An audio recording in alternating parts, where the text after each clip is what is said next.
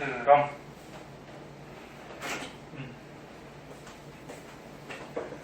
그래서 스펙트럼은 전에 배운 사람들도 있는데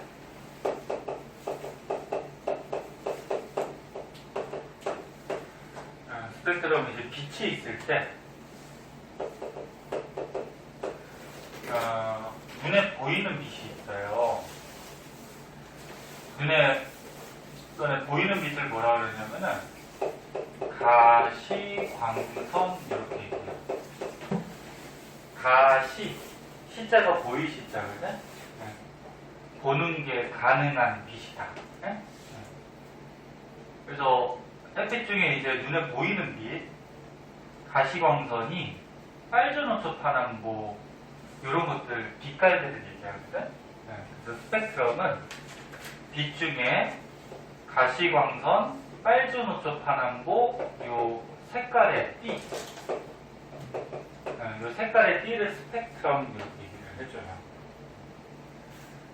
자, 그 중에서 너네 뭐 대표적으로 이렇게 무지개 같이 빨주노초 파남보 띠가 연속적으로 이렇게 나오면은 그거는 연속 스펙트럼 이렇게 얘기를 해줘요.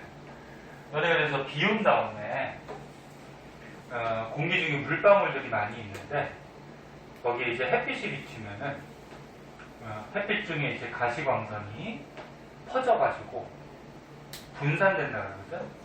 이 가시광선이 분산돼가지고 빨주노초 파남보 이렇게 무지개 같은 색깔 띠를 볼 수가 있어요. 이런 색깔 띠를 스펙트럼 이렇게 얘기를 하는데, 자, 스펙트럼의 종류가 세 가지가 있어요. 뭐 연속 스펙트럼, 방출 스펙트럼, 흡수 스펙트럼 세 가지가 있는데 먼저 한번 보자. 자, 우주에 어떤 별이 있다라고 하죠. 우리 태양도 별이에요.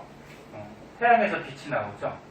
이게 스스로 빛을 내는 천체들을 별이라고 해요. 우리 지구는 별일까 아닐까? 지구는 별이 아니에요. 지구는 빛이 안 나오죠. 만약 지구에서 빛이 나온다 그러면 우리가 여기 지금 살 수가 없어요. 빛이 나온다는 거는 이제 그 별에서 열도 나오고 그러면 굉장히 뜨겁다는 얘기인데 그럼 우리 지구에서 살 수가 없죠. 그래서 태양같이 우주에서 이제 빛과 열을 이렇게 내보내는 것을 별이라고 해요. 자, 그러면 우주에서 어떤 별이 있었는데 이제 별빛이 나와. 별빛이 아무런 방해물질 없이 지구로 도달하면은 이렇게 빨주노초 파남보 모든 색깔이 지구에서 전부 다 관찰이 돼요. 이렇게 별에서 나오는 빛 중에 색깔 띠가 연속적으로 나온다. 그래서 이거를 뭐라 그러냐면 연속 스펙트럼 이렇게 얘기를 하고. 근데 우주의 별들은 태양 말고, 태양도 멀긴 하지만 대부분 다 우주 굉장히 멀리 있어요. 그래서 이렇게 우주의 별들이 연속 스펙트럼 전부 다 나오는 경우는 거의 없어요. 거의 없고, 그럼 이제 다른 스펙트럼들이 나올 수가 있는데, 우주에 이렇게 가스 같은 게 자욱하게 껴있는 곳이 있어요. 그러니까 우주에 제일 많은 원소가 뭐라 그랬니? 그래, 수소하고 헬륨. 수소가 더 많죠. 그래서 저번에 그 빅뱅 우주론 증거 배웠잖아. 일단 다시 한번 써볼까? 빅뱅 우주론의 증거. 그러니까 빅뱅 과학자들이 예측을 했는데 현재 실제로 관측이 된다 했죠. 그래서 두 가지가 있었어. 첫 번째가 뭐 있었지? 우주 배경 복사. 두 번째가 우주의 수소하고 헬륨의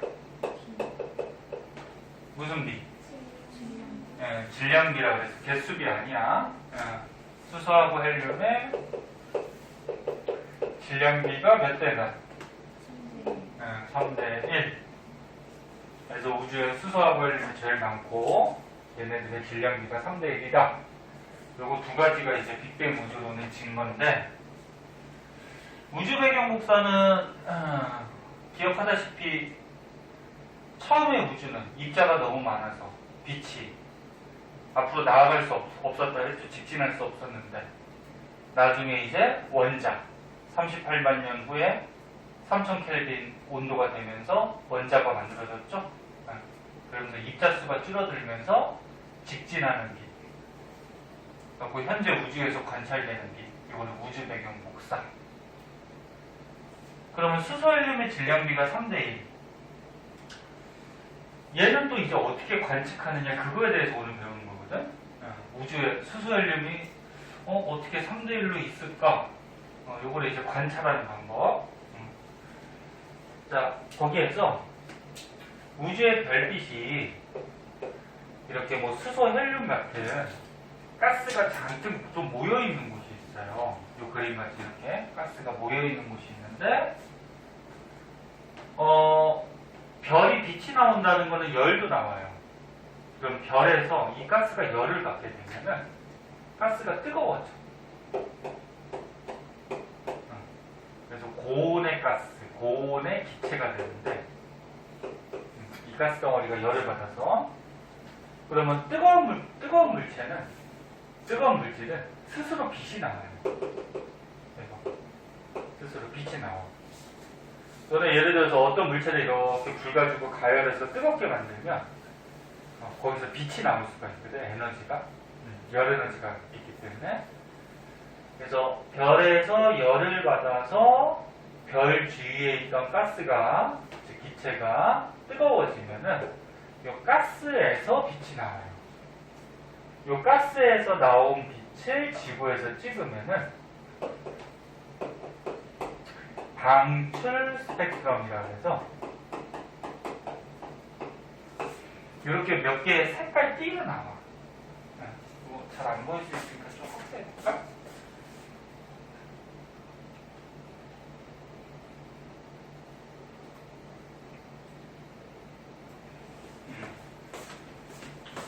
이렇게 빨간색 띠, 노란색 띠, 뭐 초록색 띠, 파란색 띠, 이렇게 몇 개의 띠가 나와. 그러면 이 뜨거워진 가스가 빛을 내보내는데 모든 색깔을 다 내보내지는 않는다는 거예요. 그러니까 여기에 해당하는 색깔만 이 가스에서 나왔다는 거, 빛이. 이렇게 가스에서 방출시킨다 해서 방출 스펙트럼이라고 하고, 얘가 선의 형태로 나온다고 해서 방출선 스펙트럼, 이렇게 되어 있네요. 선으로. 그리고 별빛이 이제 오는데 별빛이 오는데 우주에도 가스 덩어리가 있었어요. 근데 차가운 가스 덩어리가 있었대. 차가운 저온의 가스 덩어리. 그래서 별빛이 오다가 이 가스 덩어리를 지날 때 이 가스 덩어리가 이 별빛 중에 일부를 만약에 흡수해버리면, 그러니까 원래 이 별빛이 나올 때는 빨주노초 파남보 모든 색깔의 빛가 다 있어요. 연속으로 나오는데, 이 차가운 가스 같은 거를 지나다 보면은 이 가스가 물질이 있기 때문에 이 물질에서 몇 개의 빛들을 흡수해버려요. 흡수해버리면 지구로 올 때 모든 색깔이 다 오지 못해요. 그래서 이 그림과 같이 빨주노초 파남보 중에 이 시커먼 띠가 있죠. 검은 빛은 없어. 이 시커먼 부분은 이 차가운 가스가 어떻게 했다는 건가? 흡수해버린 거야. 그러니까 다시 한번 얘기하면 별에서 맨 처음에 빛이 나올 때는 이렇게 빨주노초 파남보가 다 나와요. 다 나오는데 이게 차가운 가스를 우주 속에서 지나오다 보면은 이 가스가 일부 빛들, 그러니까 여기 시커먼 띠 있는 부분, 이 빛들을 흡수해버려. 그래서 모든 빛이 오지 못하고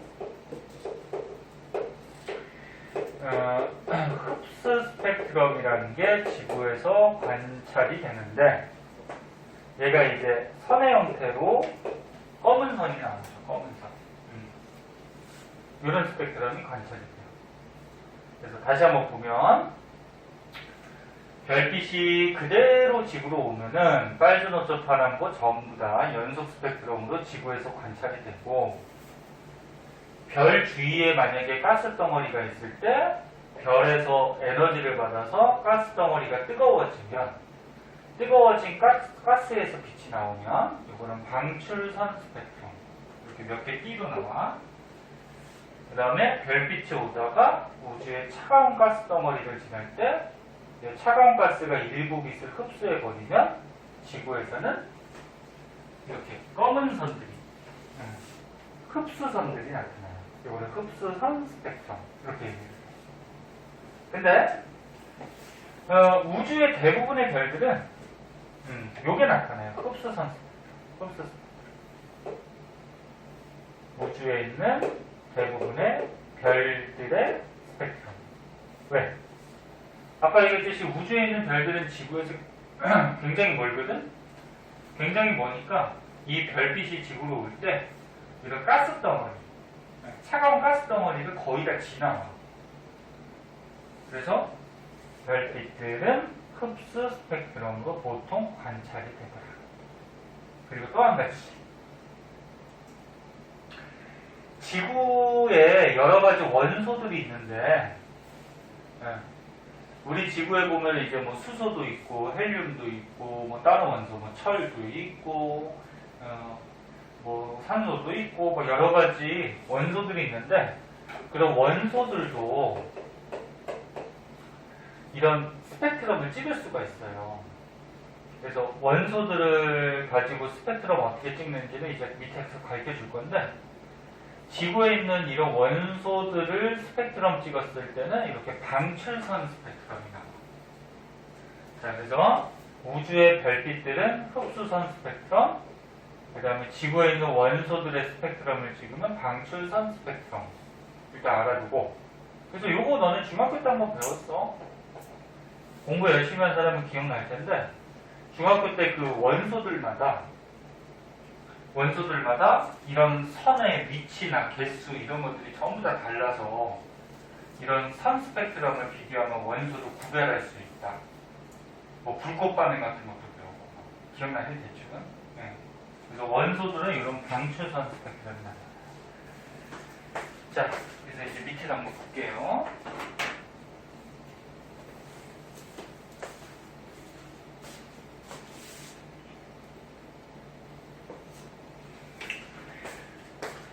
보자.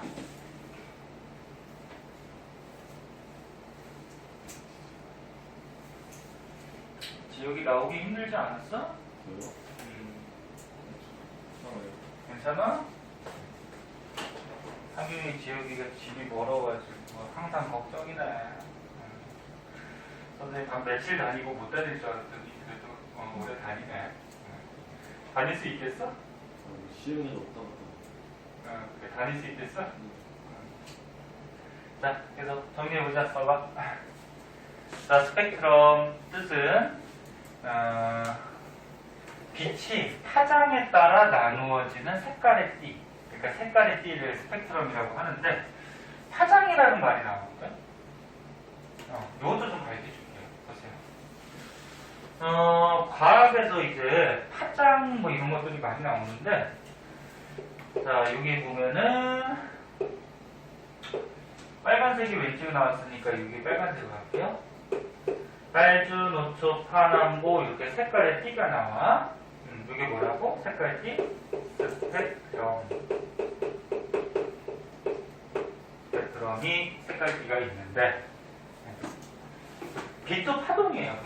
파동 이렇게 진동하는 파동. 근데 빨간색 쪽 빛은 얘가 진동을 조금 해요. 그리고 보라색 쪽 빛은 진동을 많이 해요. 그러면 진동을 조금 하는 빛하고 많이 하는 빛 중에 누가 에너지가 더 커 보이니? 보라색 많이 하는 게 에너지가 더 크겠죠. 그러니까 그러니까 진동을 천천히 조금 하는 것보다 이렇게 빨리빨리 많이 하면 에너지가 당연히 크겠죠. 그래서 빨간색보다는 보라색 쪽이 얘가 에너지가 큰 거야, 빛이. 얘는 에너지가 작고. 근데 파장이 뭐냐면은 요 파동에서 이 높은 부분이 있어요. 파동에서 이 높은 부분을 중학교 때 1학년 때인가 잠깐 나오는데 이걸 마루라고 하거든. 마루. 뭐 그 명칭까지 기억이 안 나면 그러니까 이 높은 부분에서 높은 부분까지 또는 낮은 부분에서 낮은 부분까지 요거를 이제 파장이라고 해요. 파장. 재밌어 봐. 그럼 얘는 빨간색 빛은 어떻게 돼? 요 높은 데서 높은데 낮은 데서 낮은데 파장이 있는데 그러니까 요 길이야, 요 길이. 요 길이. 파장이 누가 기니? 네, 빨간색이 여기서부터 여기까지 길죠? 그래서 빨간색이 파장은 긴 거야. 그럼 보라색은 여기서부터 여기까지 파장의 길이가 어때? 짧아요. 짧아. 요것도 이제 앞으로 과학에서 많이 나오는 내용이라서 알아두는 게 좋아요. 자, 그래서 빨주, 노초, 파남보 이런 색깔띠 스펙트럼은 이 색깔에 따라서 파장이 전부 다 달라요. 근데 빨간색 쪽이 파장이 길고 보라색 쪽이 파장이 짧고. 근데 주의할 거는 에너지는 보라색이 더 큰 거야. 그러니까 보라색이 에너지가 크니까 많이 진동하고 그러니까 요 마루에서 마루 파장 길이가 짧은 거야.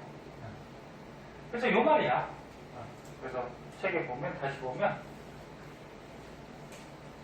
스펙트럼은 빛의 파장에 따라서 파장이 빨주노초 파남보마다 다 달려 파장에 따라서 나누어지는 색깔띠 그리고 분광기라고 있는데 분광기가 뭐냐면 여기 보면 이런 거 있어요. 요거 삼각형으로 된 유리 조각이 있어. 요걸 이제 분광기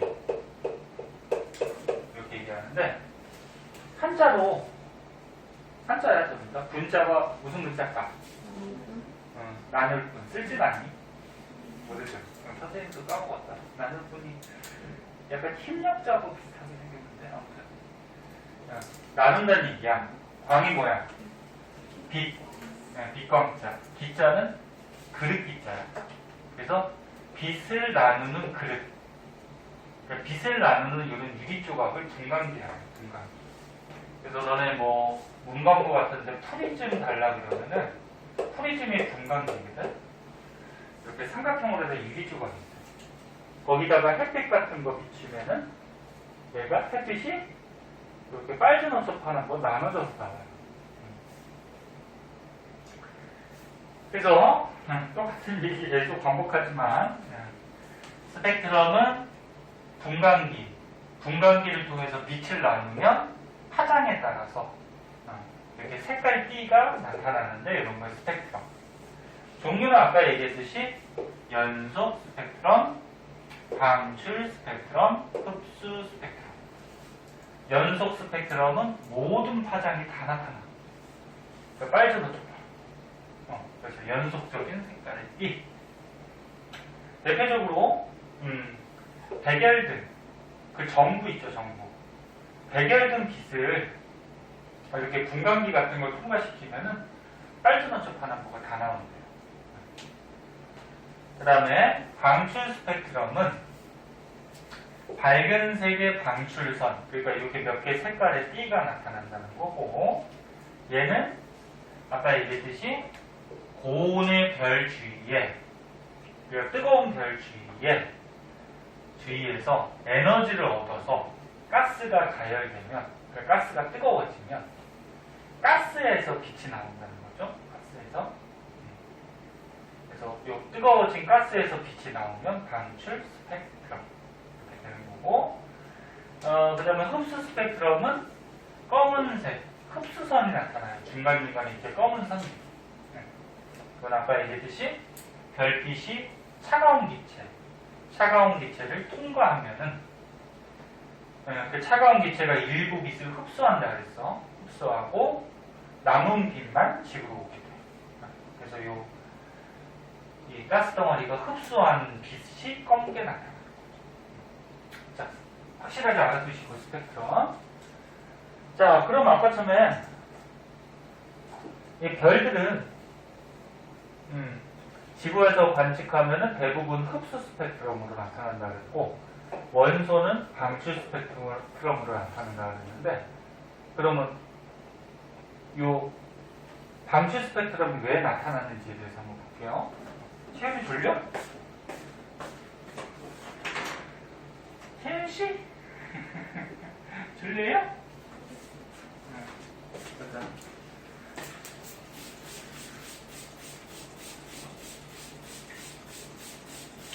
자, 요 밑에 그림을 한번 볼게요. 밥들은 먹고 왔어요? 뭐 먹었잖아? 뭐, 다 먹었어? 일찍 일어났나 보다?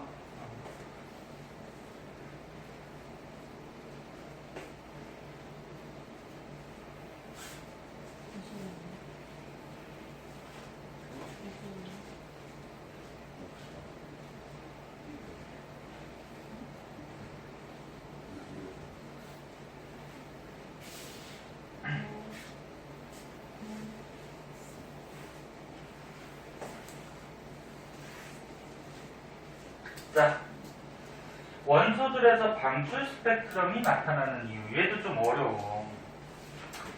그래서 니네 좀 배워서 알겠지만 중학교 거도 이제 학년이 올라갈수록 어려워졌는데 고등학교 거는 많이 어려워져요. 고등학교 1학년 거도 그나마 쉬운 거야. 고등학교 2학년 때 가면은 이제 물화생제도 나뉘게 되면은 거의 머리 터져요. 굉장히 어려워. 내용도 어려울 뿐더러 문제도 굉장히 어렵고. 자, 그다음에 자, 어떤 원소들은 무슨 스펙트럼으로 나타난다? 방출 선의 형태, 방출 스펙트럼이 나타나는데 얘가 왜 나타나는지를 한번 보자. 자, 예를 들어서 수소라는 원소가 있다라고 하자. 수소 원소 기호는 H죠. 원소 기호 못 외운 사람들은 좀 외워야 돼. 나올 때마다 까먹은 거 있으면 외우시고. 자, 수소가 있는데 원소들 안에 가운데 보면은 가운데 이제 뭐가 있니? 원자핵이 있죠. 원자핵. 그리고 저번에 배웠듯이 원자핵 안에 뭐 양성자, 중성자 뭐 이런 것도 있었어. 그리고 겉에 전자들이 돌아다니는데 전자들이 막 돌아다니는 건 아니고 전자가 돌아다니는 이런 껍질 같은 게 있어요. 전자가 돌아다니는 공간. 요걸 가지고 이거 계속 있어. 요걸 가지고 뭐라 그러냐면은 전자 껍질이라고 이렇게 얘기하죠. 전자 껍질. 그러니까 전자들이 돌아다니는 껍질 같이 생겼다. 자, 그런데 전자가 요 안쪽에 있을 때랑 바깥쪽에 있을 때랑 이 전자가 갖고 있는 에너지가 좀 달라요. 근데 바깥쪽으로 가면 갈수록 에너지가 자꾸 커져. 그리고 안쪽에 있으면 에너지가 작아요. 너네 에너지 큰 게 안정하니 작은 게 안정하니? 작은 거. 지금 지역이 빼고는 나머지는 배웠어. 체육이도 한 번씩 배웠고. 에너지가 작으면 작을수록 얘가 안정해져요. 에너지가 크면 불안정해져.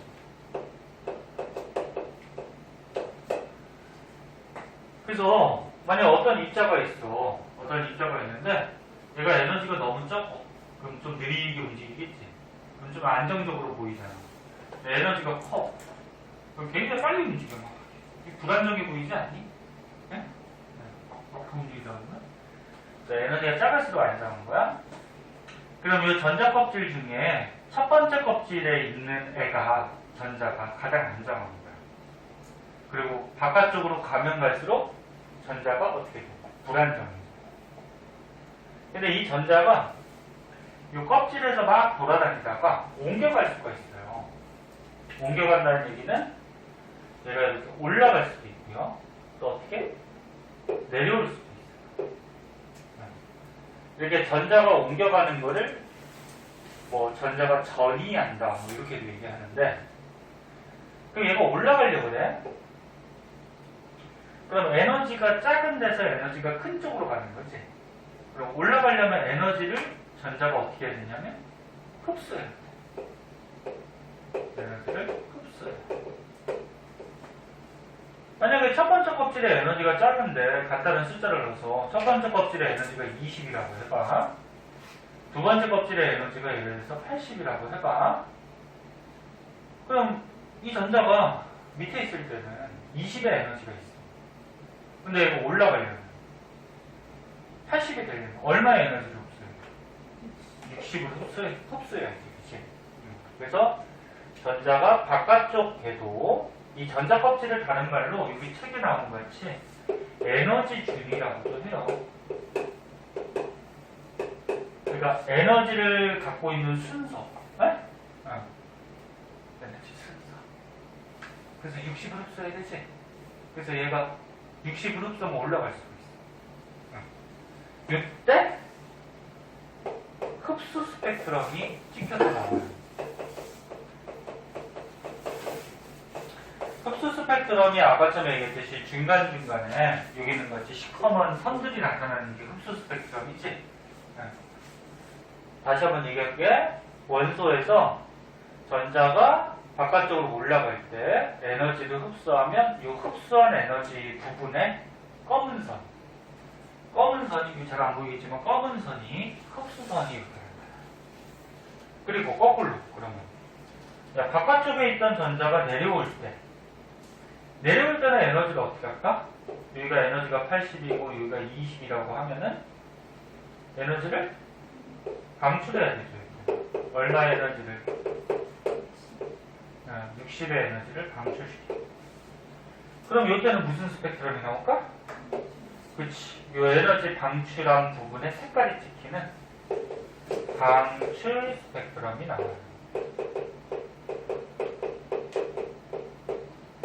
이렇게 나와. 그래서 원소에서 흡수하고 방출하고 둘 다 나올 수가 있는데, 아까 전에 선생님이 대부분의 원소들은 무슨 스펙트럼? 방출 스펙트럼이 나온다 그랬거든? 그럼 얘가 왜 나오냐면, 얘가 만약에 올라가서 흡수 스펙트럼이 나오면 전자가 에너지가 큰 쪽으로 갔지. 그럼 안정이 불안정해지는 거지. 그러면 얘가 올라갔다가도 지가 안정해지기 위해서 조금 있으면 내려와요. 만약에 공간이 있으면 내려와요. 그럼 내려올 때 무슨 스펙트럼? 방출 스펙트럼. 그러니까 전자가 올라갈 때 흡수 스펙트럼이 나올 수는 있지만 얘가 불안정해지니까 다시 안정해지려고 다시 내려오면서 방출 스펙트럼이 보통 원소에서 나와요. 원리 알겠니 이거? 그래서 책 너네 집에 가면 잘 안 읽으니까 여기 한번 보세요. 에너지 준위, 전자가 가지는 특정한 에너지 값. 안쪽이 에너지 준위가 낮은 거고 바깥쪽으로 갈수록 에너지 준위가 높아지는 거야.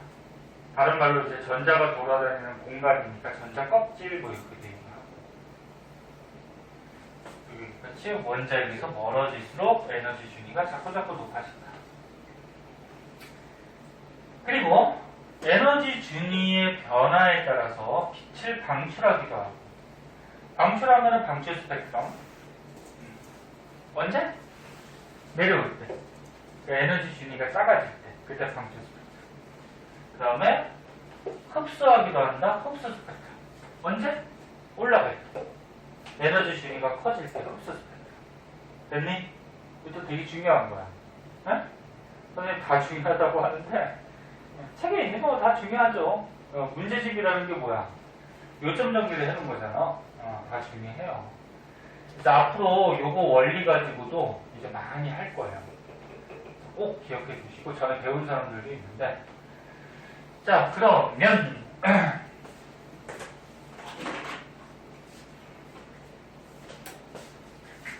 그럼 이제 우주에서 수소 헬륨이 3대 1이라는 거를 어떻게 알아냈는지에 대해서 한번 볼게요. 오른쪽 페이지에 나와요. 자, 오른쪽 페이지를 한번 보시면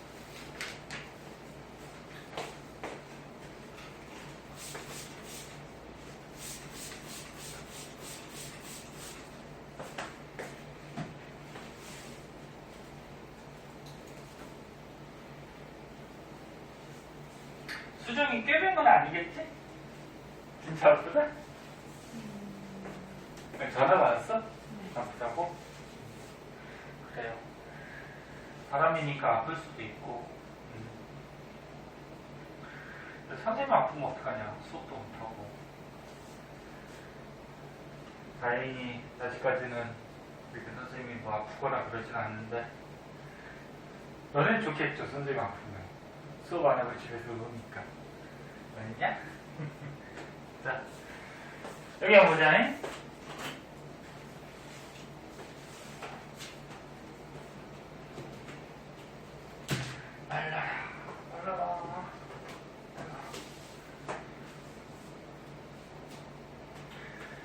자, 아까 처음에 선생님이 이런 말을 했어요. 우주에 있는 별들을 관측하면은, 우주에 있는 별들의 스펙트럼은 무슨 스펙트럼? 흡수 스펙트럼으로 보통 나타난다 그랬고, 방금 했듯이 우리 지구에 있는 원소들의 스펙트럼을 찍으면 방출 스펙트럼이 보통 나타난다고 했어요. 근데 우주에 예를 들어서 별이 되게 많은데 A라는 별에 스펙트럼을 찍었대. 저쪽에 우주에 저쪽에 A별이 있대. 걔 별빛의 스펙트럼으로 찍었대. 그랬더니 이렇게 중간중간에 검은 선이 나타나거든. 이렇게 흡수선, 검은 선이. 그리고 지구에서 수소 원소를 가지고 방출 스펙트럼을 찍었대.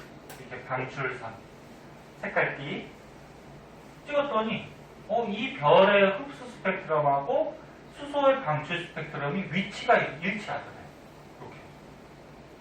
이렇게 위치가 딱 맞더래. 요걸 보고서 우리가 뭘 할 수 있냐면 이 별은 요 A라는 별은 수소하고 위치가 맞는 걸로 봐서 수소 원소로 구성이 되어 있다. 이렇게 우리가 판단을 하는 거예요. 더 자세한 원리는 알 필요가 없어요. 그건 너무 좀 어려운 내용이라서.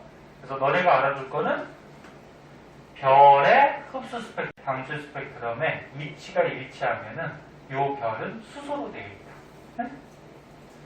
그러면 여기 오른쪽 방 보자. 예를 들어서 우주의 B별을 흡수 스펙트럼을 관찰하고 지구에서 탄소 원소 중에 탄소의 방출 스펙트럼을 관찰했더니 이 별하고 일치하더래. 그럼 이 B라는 별은 뭘로 되어 있다? 이 별은 그렇지. 탄소라는 원소로 이루어져 있다. 이렇게 우리가 판단을 합니다. 그러면 이제 우주에 있는 별들이 어떤 원소로 이루어졌는지 조사할 수가 있겠죠. 그럼 우주에 별 말고 다른 것도 있어요. 아까 얘기했듯이 가스덩어리도 있고, 그 다음에 수금지와 목토천에 같이 행성들도 있고, 하지만 우주의 질량을 거의 다 차지하는 것은 별이거든. 너네 태양도 어때? 태양도 별이라 그랬지? 너네 태양 주위에 뭐 있어? 수금지와 목토천에 이렇게 행성들 있잖아, 그치? 근데 이 행성들의 질량을 다 더해봐도 0.2%밖에 안 된다. 태양이 우리 태양계에서 99.8% 질량을 차지해요. 별. 그거 태양계 안에 태양 말고 수금지와 목토천의 행성도 있고, 뭐 조그만 돌조각 소행성도 있고, 그런 거 다 합해봤자 0.2%밖에 안 돼요. 그러니까 우주에서 뭐야? 이 별이 우주의 질량 거의 대부분을 차지한다는 거예요. 그러면 별빛들을 이렇게 조사해서 이 별은 뭐 탄소로 돼 있고 이 별은 수소로 돼 있고 저 별은 뭐 헬륨으로 돼 있고 이런 것들을 다 조사를 해주면은 우주에 어떤 원소가 제일 많은지가 나오겠지. 물론 별 하나에는 수소로만 있진 않아요. 보통 수소하고 헬륨이 같이 들어있거든. 어떤 별에는 뭐 수소도 있고 헬륨도 있고 뭐 산소도 있고 탄소도 있고 막 여러 가지가 있어요. 그래서 이런 방식으로 해가지고 별들의 원소를 조사를 했더니 어떻다는 거야? 했더니 우주에 수소하고 헬륨의 질량비가 몇 대면? 실제로 수소하고 헬륨이 우주에 제일 많았고 얘네들의 질량이 3대1 정도로 우주에 존재를 하고 있더라. 이걸 이제 관측을 한 거죠. 그래서 책을 한번 보자. 여기서 알아둘 거는 별빛의 흡수 스펙트럼을 관측을 하고 원소의 방출 스펙트럼하고 비교를 해주면 별을 구성하는 원소를 우리가 알 수가 있고 또 한 가지는 흡수선의 선폭을 비교하면 선폭 그러니까 이 별이잖아. 이 별 봐봐. 좀만 더 봐. 이 별에 검은 선 흡수선이 있는데 만약에 이 흡수선이 좀 넓어 이렇게 검은 선이 위치는 일치하는데 좀 넓다는 얘기는 위치가 일치하니까 이 별은 일단 수소로 되어 있는데 넓다라는 거는 이 별의 수소의 양이 많다는 거야. 수소가 많다. 네?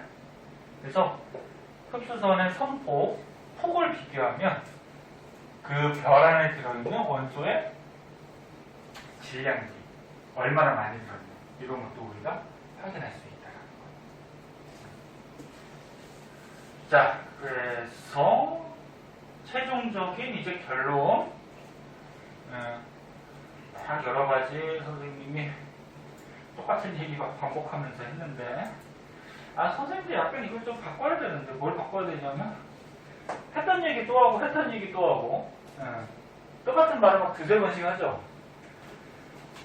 근데 경험상 봤을 때 한 번 하고 얘기하고 지나가면은 너네가 잘 못 알아듣는 거 같아가지고 쉬는 시간에 쉬는 시간에 하고 힘들어? 아니 봐봐 이 결론 이제 이 결론 이제 밑에 나오죠. 결론 밑에서 적어주면 봐봐 이런 방식으로 우주 별들을 구성하고 있는 원소의 종류를 알아낸 거죠. 알아내서 실제로 관측을 했을 때 관측을 했을 때 우주의 수소하고 헬륨의 질량비가 3대1이라는 게 나왔다는 얘기야. 그걸 보면은 빅뱅 과학자들이 예측한 내용하고 어때? 네? 빅뱅 과학자들이 예측한 내용하고 두 개가 어때? 일치하죠? 네? 일치하기 때문에 이 수소 헬륨의 질량비 3대1이 뭐다? 네? 빅뱅 우주론에 뭐가 된다? 네, 증거가 되다. 이런 얘기죠. 그죠? 이 내용이 여기 밑에 있을 거야. 자, 그래서 스펙트럼 가지고 우주에 별들에 있는 원소를 알아내는 방법 이런 것까지 한번 해봤고요. 그래요. 지겨울 테니까 우리 한 5분만 쉬었다 하자. 많이 쉬기는 좀 그렇고 잠깐만 쉬었다가 그 뒤에 거 봅시다. 자, 여기서는 이제 뭐에 대해서 나오냐면 24쪽이야. 24쪽. 그 앞에 문제 해와. 풀어와야 돼. 네? 공부도 해야 돼. 이제 고등학생이야. 그 뭐야 지금 고3학생들 중에서도 지금 다니는 고등학생들이 있는데 걔네들 중에서 고1, 2 때 내신 성적이 자기 생각만큼 안 나와가지고 이제 정시가 뭔지 알아? 수능 위주로 가는 거죠. 수시는 이제 내신 성적 위주로 가는 거고. 그러니까 대부분 다 수시로 가는 게 편해요. 왜냐면 내신 성적 가지고 이제 2학기 때, 3학년 2학기 때 학교 지원하고 먼저 합격이 되면은 수능에 대한 부담이 없잖아, 그치? 그래서 수시로 가는 게 좋은데 내신 성적이 너무 생각보다 안 나온 거야. 그래서 3학년 때 정시로 막 바꾸고, 그럼 수능 공부하고. 너네도 그러지 않으려면 1학년 때부터 내신 성적 잘 받아뒀다가 그 성적 가지고 대학교 가고 싶은 데서 갈 수 있도록 그렇게 하고. 그래서 이제 중학생이 아니야. 마음가짐을 좀 새롭게 해요. 저번 시간에 보니까 채은이 이제 공부하기로 했다고 마음 먹었어요. 네? 그 마음이 계속 가야 돼. 일주일 지나서 끝나면 안 되고. 벌써 끝났니? 하루 지나 끝난 건 아니지. 그래서 계속 가야 돼요. 자, 보자. 요 처음에 나오는 거는 24쪽 처음 나오는 거는 그냥 외우시면 되는데 우주하고요, 지구하고요, 사람 몸속에 이런 원소들이 있는데 구성하는 원소들이 달라요. 우주에는 뭐가 제일 많다 그랬어? 아까 얘기했듯이 수소가 제일 많고 그 다음 뭐야? 헬륨. 질량이 3대1 정도. 다른 원소들도 있는데 지금 이 표에 보듯이 우주의 수소하고 헬륨이 98% 거의 대부분 다 차지하죠. 다른 원소는 조금밖에 없어요. 자, 지구만 보면은 지구 안에 있는 원소. 지구는 조금 나눠서 알아두는 게 좋아요. 우리가 살고 있는 땅, 지각, 멘트. 지구 내부 구조 알죠? 가장 겉에가 뭐야? 지각. 그 안에 보면 뭐 있어? 멘틀. 그 안에는 외핵, 내핵 이렇게 지구 내부가 구성이 되어 있는데 이 지각하고 멘틀에는 산소하고 규소가 제일 많아요. 네? 산소, 규소. 그 다음에 외핵, 핵에는 저번에 배운 사람들은 써 있을 텐데 핵에는 뭐가 제일 많죠? 철이 제일 많아요. 그 다음에 니켈. 그래서 이렇게 나눠서도 좀 알아두는 게 좋고요. 그러면 지구 전체적으로는 자, 지구 전체적으로는 누가 제일 많냐면 철이 제일 많아요. 철. 그 다음 누굴까 그러면? 산소죠 뭐. 그치? 그러니까 핵에는 철이 많고 지각 멘틀에는 산소가 많잖아. 그치? 그 중에 철이 더 많대요. 그래서 지구 전체적으로는 철, 산소. 선생님 적어주는 정도만 외우고 그 다음 거를 외울 필요 없어. 어떤 애들은 철, 산소, 규소, 마그네슘, 니켈 뭐 이렇게 순서들을 막 외우는데 외우기도 힘들잖아. 그치? 선생님 적어주는 정도만 알아주세요. 그럼 뭐 문제 풀거나 뭐 이렇게 뭐 크게 어렵지 않으니까. 자, 그 다음에 사람. 사람은 생명체죠. 사람 같은 생명체 안에 제일 많은 게 산소. 그 다음이 탄소. 그 다음이 수소. 그 다음이 질소. 원소 기호 모르는 사람 외워야 돼. 자, 그래서 다시 한번 정리하면 이건 그냥 외우시면 돼. 우주에 제일 많은 거 수소, 헬륨. 지구에 제일 많은 거 철, 산소. 근데 철은 대부분 핵에 있고요. 산소는 지각하고 멘틀. 그 다음에 사람에 제일 많은 건 산소, 탄소, 수소, 질소. 그 밖에도 또 여러 가지 원소들이 있지만 이렇게 좀 알아두도록 하고. 자, 그러면은 우주에 또는 지구의 사람 몸속에 있는 원소들에 대해서 알아봤는데 그 다음에 이제 또 알아둬야 될 거는 별이 우주에서 어떻게 탄생하느냐 이런 것들에 대해서. 우주에서 지금 현재도 별은 자꾸 생겨나고 또 어떻게 할까? 자꾸 소멸하고 있어요. 우리 태양도 어떻게? 나중에는 없어지죠? 우주의 나이가 저번 시간에 얘기했듯이 한 몇 억 년 됐었지? 우주의 나이, 우주가 138억 년. 채윤이하고 지금 지연이가 얘기하는 거는 우리 태양의 나이를 얘기하는 거야. 우주의 나이가 한 138억 년 정도 됐고요.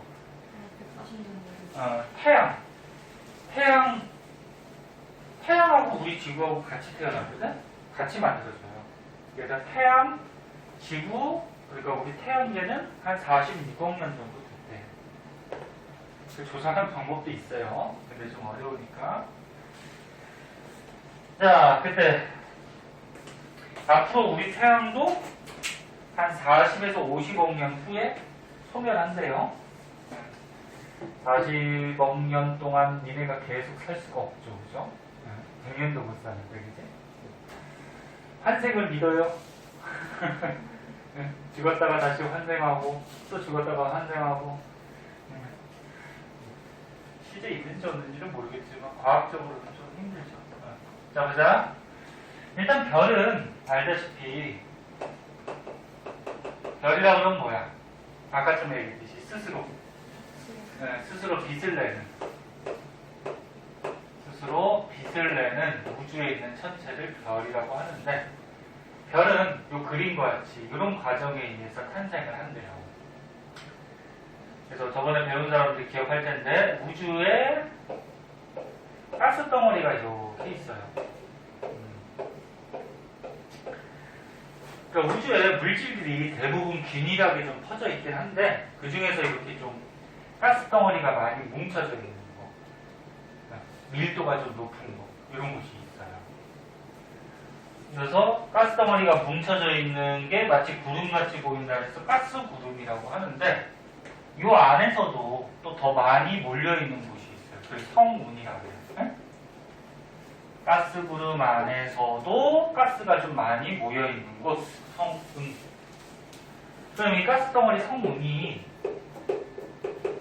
왜 이름이 성운이냐면 별성자에다 구름자거든? 별들 사이에 구름같이 이렇게 가스가 껴있다. 네? 그럼 이 안에 여러 가지 원소들, 입자들이 많기 때문에 얘네들한테 중력이 작용해요. 너는 어떤 물질이 질량이 있고 하다 보면 중력이 발생하거든? 끌어당기는 힘이. 그래서 안쪽으로 중력이 발생을 하고요. 중력 때문에 어떻게 되냐면 수축을 해요. 이 가스덩어리가 입체야. 봐봐. 이렇게 둥그렇게 공같이. 꼭 동그란 모양은 아니지만 이렇게 둥그렇게 입체야. 얘가 수축을 할 때는 회전을 하면서 수축을 한다 했어요. 전에 배운 사람들 기억나요? 회전을 하면서. 그래서 니네 이런 가스덩어리가 막 돌면서 가운데로 막 모여 이렇게 수축해. 네? 그럼 이 가스덩어리가 어떻게 되냐면 이렇게 납작해져. 네? 납작해져. 그래서 이 그림같이 피자같이 원반 모양. 그래서 피자 만들 때도 밀가루 반죽이 있으면 걔를 빠른 속도로 막 돌리면 어떻게 돼? 점점 납작해져서 한 개 판같이 이렇게 되거든요. 그래서 성운 가스덩어리가 중력에 의해서 수축하면서 회전을 하고요. 그럼 수축한다는 얘기는 대부분의 물질이 가운데로 몰리겠죠. 그래서 대부분의 물질이 가운데로 와서 여기서 이제 최초의 별, 원시별이 탄생을 해요. 원시별은 뭐냐면은 아직 간단하게 얘기해서 별의 기능을 아직 다 못하는 거야. 그냥 별의 형태만 만들어진 거야. 그리고 주위에 남은 것들이 이렇게 뭉쳐가지고 조그만한 돌 조각들이 돼요. 이런 걸 뭐라 그러냐면 조그만한 행성같이 돼 있다 그래서 미행성 이렇게 얘기해요. 그럼 이게 시간이 지날수록 계속 수축하거든? 계속 수축하면 계속 수축하면 가운데 별도 수축을 하고요. 너네 물질이 자꾸 모여 수축을 해. 그럼 이 안에 물질이 많아지는 거지. 많아지면 온도가 어떻게 될 거니? 높아져요. 물질이 많은 건 온도가 높아져요. 저번 시간에 배웠듯이 물질하고 에너지, 질량하고 에너지는 바뀔 수 있다 그랬지. 그래서 물질이 자꾸 중력tem에 모이면 물질이 많아지고, 물질이 많아지면 질량이 많은 거고, 질량이 많으면 에너지가 큰 거예요. 네? 자꾸 수축해서 이제 드디어 별이 탄생을 하는데, 이 원시별이 별이 되는데, 온도가 어떻게 돼? 자꾸 상승하다가 이 별 안에서 핵융합 반응을 해요. 온도가 높아지면은, 너는 우주에 제일 많은 원소가 뭐라고? 수소. 어? 수소. 그럼 이 별 안에도 이 많던 수소가 뭉쳐져서 별이 되는 거니까 수소가 제일 많을 거예요. 그래서 이 별 안에서 수소들이 이 높은 열에 의해서, 높은 온도에 의해서 핵이 융합돼요. 뭉쳐요. 이렇게 수소 핵융합 반응하는 별, 이거를 가지고 무슨 별? 배운 사람들 기억나지? 주계열성. 네? 이렇게 얘기하죠. 주계열성. 그래서 다시 봐봐. 성운 가스 덩어리가 중력이 생겨서 가운데로 수축을 해요. 수축을 하다 보면 모양은 이렇게 원반 모양 같이 바뀌고, 대부분의 물질들이 수축해서 가운데서 원시 별이 탄생하고, 계속 수축하면서 물질들이 모이게 되면은 온도가 자꾸 올라가. 온도가 올라가다 보면은 이 안에 들어있던 수소들이 핵융합 반응을 하고, 이 핵융합 반응을 하는 별이 주계열성이고, 핵융합 반응을 하다 보면은 이 별에서 뭐가 나와? 열이나 빛이 방출되죠. 이게 융합할 때 열이나 빛이 나와요. 다음 시간에 자세히 할 건데. 그리고 남은 것들, 요 옆에 남은 조그마한 돌조각, 미행성들이 돌면서 막 충돌해. 충돌해서 크기가 커져가지고 별 주위에 뭐가 된 거냐면은, 별 주위에 뭐 있어? 행성이 된 거죠, 그죠? 행성이 된 거. 이게 미행성들이 충돌하면은 부딪혀서 깨질 수도 있지만, 큰 거에 작은 게 부딪히면 어떻게 돼? 박히게 되죠? 그래서 자꾸 커져요. 그래서 행성이.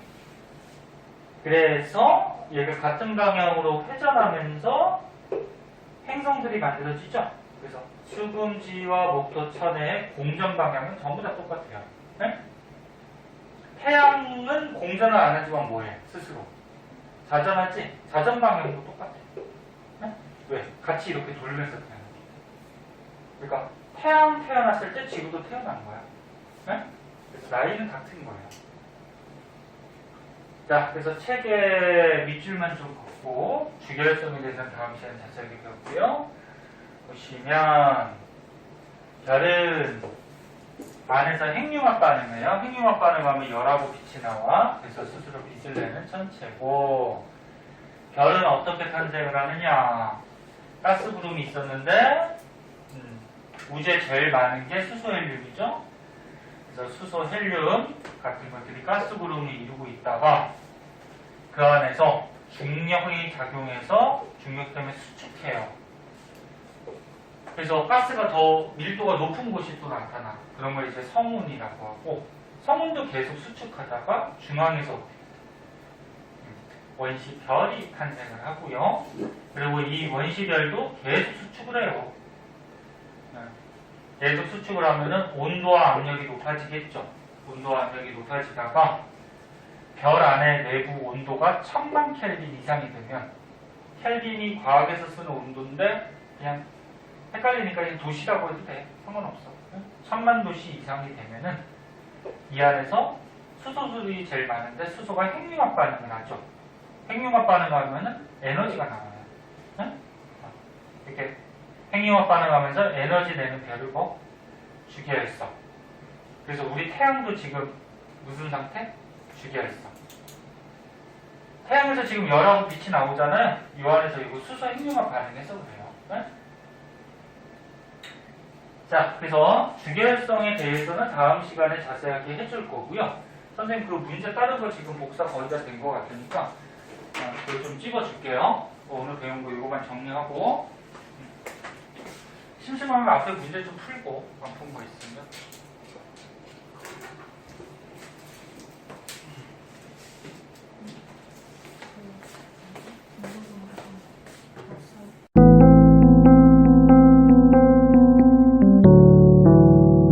구독과 좋아요 꾹꾹.